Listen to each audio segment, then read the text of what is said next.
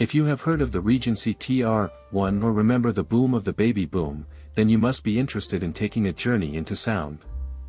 A journey that will transport you back to a time when headphones were not just a fashion statement, but a serious business for music enthusiasts.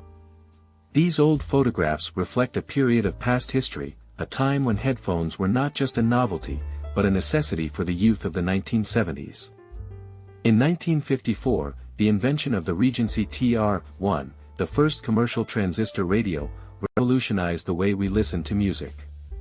Suddenly, we could take our music on the go, and with that came the demand for headphones.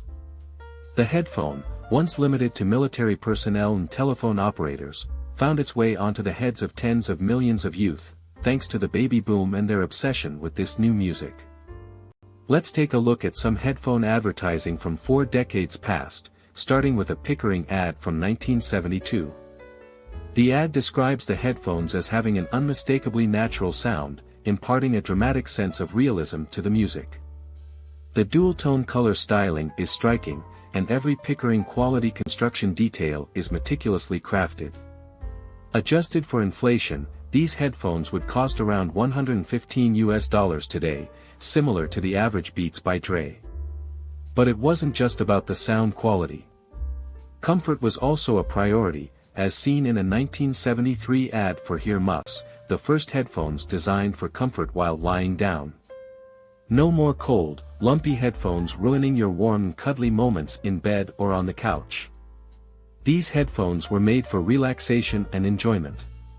Headphone ads from the 1970s were clearly targeting the booming youth consumer.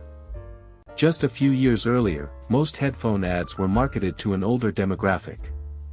The youth of the 1970s were the ones driving the demand for headphones, and advertisers knew it. Headphones were not only used for personal entertainment but also in the education system. Many will remember the learning cubicles of the 70s, where headphones were a common sight. The 1974 Pickering Model OA-3 was designed for expanded enjoyment, whether you were outdoors, at a ball game, on the beach, or indoors. The world was your oyster with these headphones.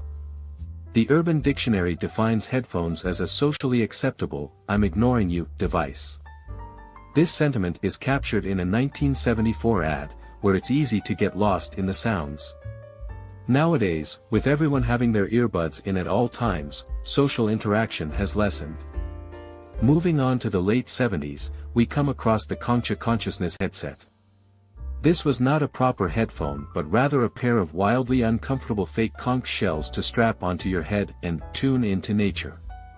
It's hard to believe that this was the way people rolled in 1978. But fear not, as technology continued to advance. In 1984, the headphone made a big leap with the advent of the Sony Walkman. It became smaller and more portable, with a radio connected to the headset. Compare this to its predecessor in 1975, which was like wearing a helmet. As we savor history through these photos, we are reminded that one day our current earbuds and high-tech Bluetooth headphones will look just as antiquated as the ones in these images. The most exciting part is still ahead, so let's immerse ourselves in the images and reminisce about that era. Cheers to the journey into sound and the memories it brings.